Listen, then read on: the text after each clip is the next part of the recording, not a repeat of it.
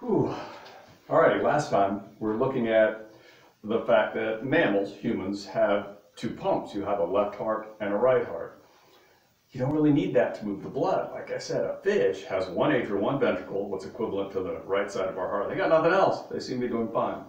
Here's the reason we have that four-chambered heart, the double pump. There's a couple of little concepts behind this, but one is if you look at flow of fluids through a tube. Basically, the flow, milliliters per minute, gallons per hour, whatever units you're looking, is going to be equivalent to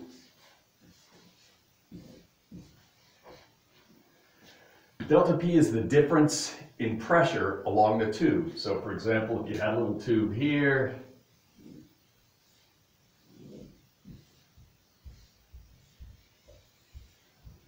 the pressure here equals 100, all my units will be millimeters of mercury.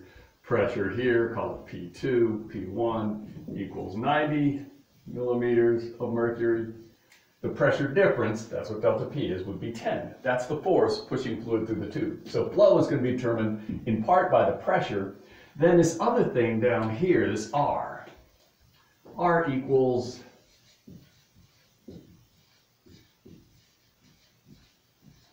resistance. Resistance is it's basically how hard it is to push the fluid through a tube. It doesn't matter if it's water, blood, it's all the same, more or less. A lot of things affect resistance. The length of the tube. If you have a 1-foot straw and you drink coffee out of it, that'd work fine. If you made it a 10-foot straw, it's a lot harder to suck the fluid through a much longer straw, partly because there's friction. It's not a lot, but the fluid rubbing on the inside of the tube does generate some friction, which requires more force to overcome that friction. Second, the viscosity of the fluid, how thick it is. You take a straw, stick it in a cup of coffee, it's real easy to drink. Take the same straw, stick it into some Karo syrup, it takes a lot more force to suck that syrup up through the straw. That's viscosity.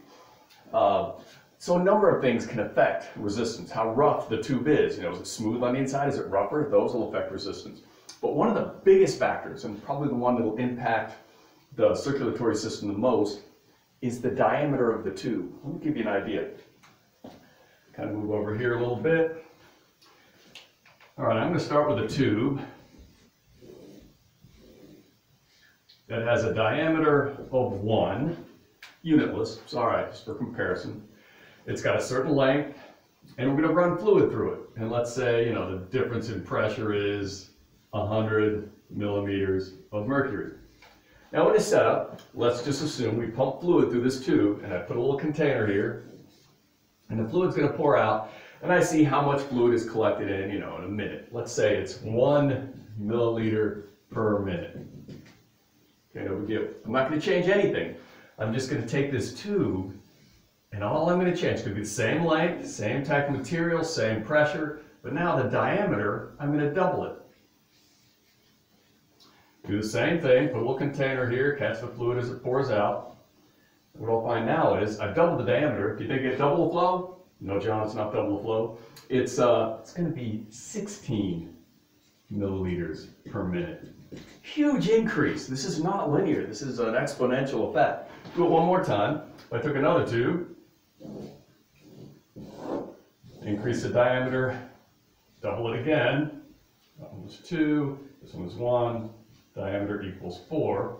So I've just doubled the diameter of the tube, put my container in here, collect the fluid for a minute, and I get something like 256 milliliters per minute.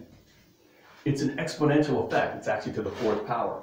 So one of the big factors affecting resistance is going to be the diameter of the tube. Big tubes, low resistance, you get a lot of flow. You take the same pressure but make the tube smaller, you're going to restrict the flow to that tube substantially, exponentially. And what's kind of cool, blood vessels, unlike copper pipe or PVC pipe, they have smooth muscle in their wall that can constrict or relax, which will change the resistance and change the flow, and as we'll see later, also affect the pressure. Now, what we have in the circulatory system, you've looked at it in the cat, they had that aorta came out and then it branched, brachiocephalics and iliacs and so forth, and they get smaller and smaller as they go. Now, we just went to the big and medium arteries in lab, but if you keep following it, those arteries, we draw my heart up here, can you see it? Yep. So there's your heart. You follow the aorta out. It'll branch, get smaller and smaller and smaller. I'm going to write the branches. But eventually, the blood vessels will get really, really tiny. These are called arterioles. We'll talk about it a bit later, but arterioles, they're sometimes referred to as the major resistance vessels in the circulatory system because they're almost like a pinch point. They get really tiny, and then the blood will split up into a capillary bed. A capillary bed is nothing more than really thin blood vessels that are modified to maximize rates of diffusion. It's only the capillaries where material will move into and out of the blood. You don't get any diffusion in the aorta or the brachiocephalix or any of those larger arteries or arterioles. Then the blood will collect in these capillary beds. So, you know, things like oxygen could move in and out, nutrients move in and out, and then the blood is returned back to the heart to be pumped around again. The problem, or potential problem here, is there's high resistance at this sort of pinch point. So it's just like if you had a spigot, you know, attached to the house, you know, where you're little, you're playing with the garden hose. Here's your hose coming out here. Now you know you all did it. You're all playing with your younger siblings. Someone takes that hose and kinks it. You know, you wait till your sister or brother looks in it, and then you open up, squirt them in the face. So imagine we have a little kink here. That's a pinch point. That kink in the hose is equivalent to those arterioles. It's kind of like a little pinch point. Now, if you measure the pressure here before the resistance, and then you measure the pressure downstream of the resistance, where's the pressure going to be higher? Before the resistance or after? Way up here, the pressure, you can think of this almost backing up here. It's going to be high pressure here. Once you pass this resistance, there's very low pressure because the resistance makes it drop off. And that's why the water barely comes out of the hose when you kink it. Back up to this equation. What happens to your flow rate if that gets really low? You know, numerically, if that number is low, that number is going to get low. That means when you have one of these constricted areas in the circulatory system, when you pass across it, pressure drops, that blood is not going to move quickly. So in the fish heart, as we'll see in a bit, there's a constriction every time you get to a capillary bed. Well, in the fish heart, you pump the blood towards the respiratory structure where there's a lot of resistance. The blood then drops pressure tremendously. It goes through the respiratory structure. It does pick up oxygen. Now you got nice oxygenated blood. But then it goes into another blood vessel, and it has to make its way to the rest of the body tissues to deliver that oxygen. The pressure is really low, so the flow is low. So in the fish, you can't maintain high pressures. That means the flow of blood through a fish's circulatory system is typically going to be lower than ours. It's okay for a fish. Again, they're not endothermic. They're not warm-blooded. They don't need the metabolism we have. For birds and mammals, which both, by the way, have similar designs in their heart, they're double pumps, left and right side, 4-chambered.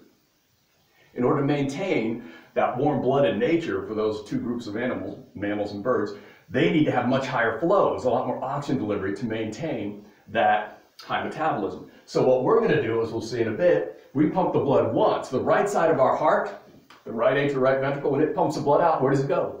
To the lungs. And then where does it go? Pulmonary veins back to the heart, left side of the heart, and it's going to pump it out again. So it's almost like you pump it halfway through, then you have a booster pump it the rest of the way through. As we'll see, we'll call these pulmonary and systemic circuits. All right, so here I'm going to go over the fish heart a little bit. Not that you need to know about the fish heart, but to compare it to the mammal heart to describe why we have that double pump. So here's your fish heart. You have one atria, one ventricle. Now what this does, just like the right side of our heart, it'll pump the blood out, goes through the aorta, and this structure here represents the gas exchange structure. Happens to be a gill in fish, lung in mammals, but as far as the circulatory system is concerned, they're the same thing. A lot of capillaries, a lot of surface area. So the blood will go through this respiratory structure, it'll pick up oxygen, and then it goes from the respiratory structure to the rest of the body, up to the brain, down to the muscles and so forth. Then it returns, the deoxygenated blood comes back to the heart and is pumped out again. Works fine. That's not the setup we have, because as we'll see, as the blood vessels go to these capillary beds, that's what these big networks represent, they get pretty small in diameter. There's a lot of resistance there. And as we'll see, as the blood flows through these small blood vessels, the resistance causes the pressure to drop. So blood pressure after the respiratory structure is very low. And as we'll see, low blood pressure is going to cause very low flow. So the fish cannot get large amounts of blood pumped to the tissues because of the low pressure system. That's, as we'll see, why we have a double pump. It's to maintain high pressure and much higher flow than something like a fish. All right, I'll add this in later. Take care.